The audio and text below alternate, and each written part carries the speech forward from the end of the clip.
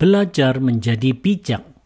Refleksi pagi 1345. Di Amsal, orang bijaksana itu adalah orang yang mau menaati Tuhan, sedangkan orang bodoh adalah mereka yang tidak takut Tuhan. Apa yang terjadi pada keduanya? Mari lihat Amsal 14 ayat 24. Orang bijaksana dipuji karena kebijaksanaannya. Orang bodoh terkenal karena kebodohannya.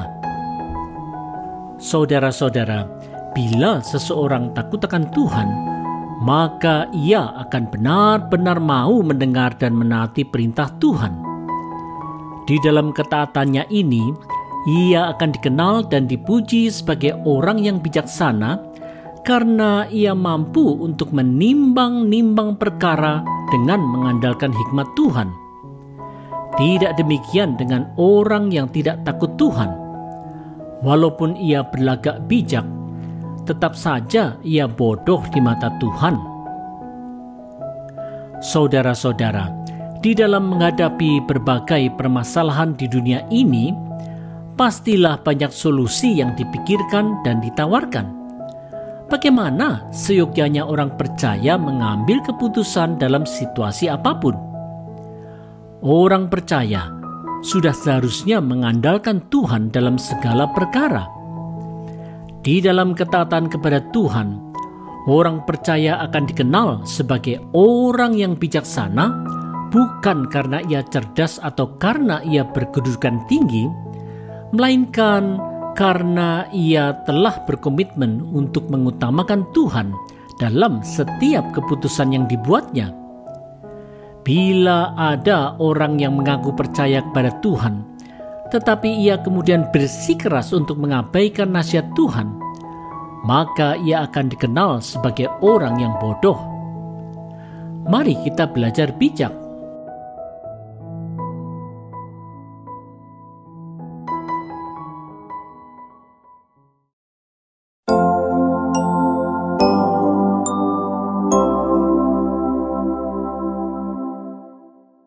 Menjadi saksi yang benar. Refleksi pagi 1346. Apa yang disukai Tuhan dalam seseorang menjadi saksi? Mari lihat petunjuk Tuhan di Amsal 14 ayat 25. Kalau seorang saksi berkata benar, ia menyelamatkan nyawa. Kalau ia berbohong, ia mengkhianati sesamanya. Saudara-saudara, saksi adalah seseorang yang diminta untuk menceritakan apa-apa yang dilihat atau dialaminya dalam sebuah perkara di pengadilan. Keterangan seorang saksi sangatlah penting untuk menentukan apakah seseorang tersangka itu memang bersalah atau tidak. Untuk itu, saksi yang berkata benar sangatlah penting dan dikenan Tuhan. Bila seorang saksi berdusta, maka kebohongannya itu akan mengkhianati sesamanya serta membawa celaka. Bersaksi dusta adalah perbuatan yang jahat di mata Tuhan. Saudara-saudara, seorang saksi yang menyatakan kebenaran adalah hal yang menyukakan hati Tuhan. Dengan mengatakan apa yang benar, ia telah menjadi saluran Tuhan untuk menegakkan kebenaran. Melaluinya, nama Tuhan akan ditinggikan. Meskipun demikian, sayangnya, banyak orang yang seringkali mengejar kepentingan diri dan tidak peduli akibat dari kesaksiannya yang tidak benar itu terhadap sesamanya. Selama itu menguntungkan dirinya, berdusta tidaklah menjadi persoalan baginya.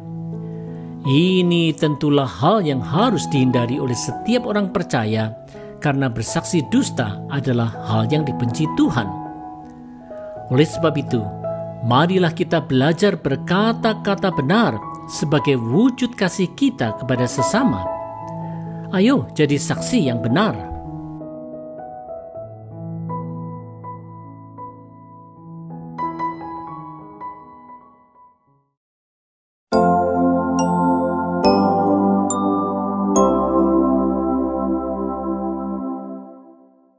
hidup tentram dalam takut Tuhan.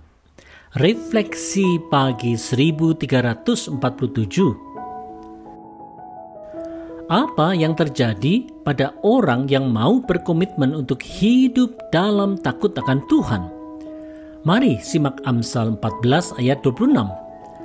Dalam takut akan Tuhan ada ketentraman yang besar, bahkan ada perlindungan bagi anak-anaknya.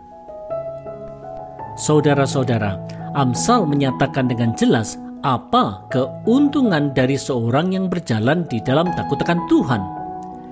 Tidak hanya ia sendiri yang akan mengalami ketentraman besar karena ada damai sejahtera ilahi, tetapi selain itu, keluarganya pun akan dilindungi Tuhan. Betapa berharganya janji Tuhan ini.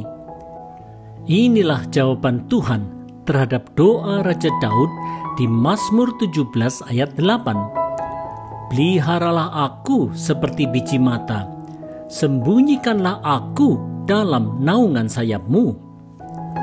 Tuhan memang memperhatikan mereka yang takut padanya. Saudara-saudara, hidup di dalam takut akan Tuhan tentu saja tidaklah mudah karena banyak tantangannya.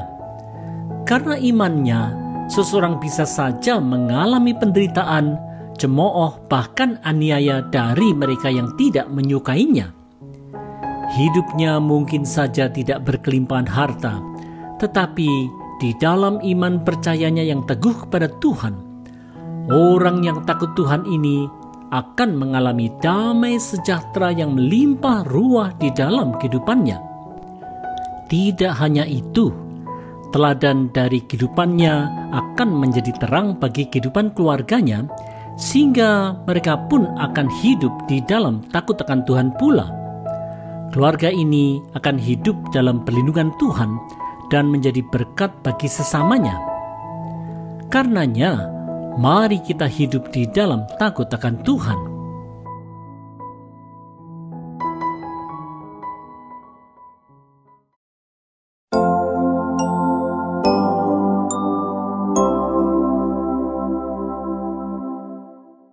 Takut Tuhan, sumber kehidupan.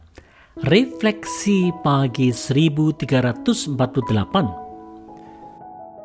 Mengapa sikap takut akan Tuhan itu penting untuk dimiliki oleh setiap orang percaya?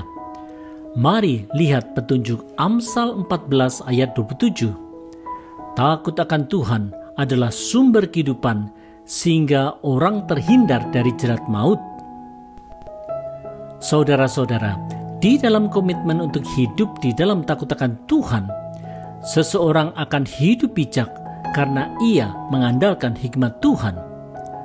Dalam menghadapi berbagai tantangan kehidupan, ia tidak bergantung pada kekuatan dan hikmatnya sendiri, tetapi ia bergantung sepenuhnya kepada kekuatan Tuhan. Berbagai permasalahan kehidupan seberat apapun yang akan dihadapinya tanpa gentar, karena ia tahu bahwa Tuhan pasti akan menolongnya. Tuhan pun akan menghindarkannya dari jerat maut yang mematikan. Saudara-saudara, di dalam menghadapi berbagai permasalahan hidup, sering kita merasa goyah, bahkan kehilangan pengharapan hidup. Di dalam situasi seperti ini, kita harus mawas diri dan mengarahkan kembali kehidupan kita untuk takut akan Tuhan. Bila kita hidup di jalan Tuhan dan mengutamakan hikmat Tuhan, maka Tuhan pasti akan membiarkan kita berjalan sendiri. Tuhan pasti akan menuntun dalam setiap langkah hidup kita.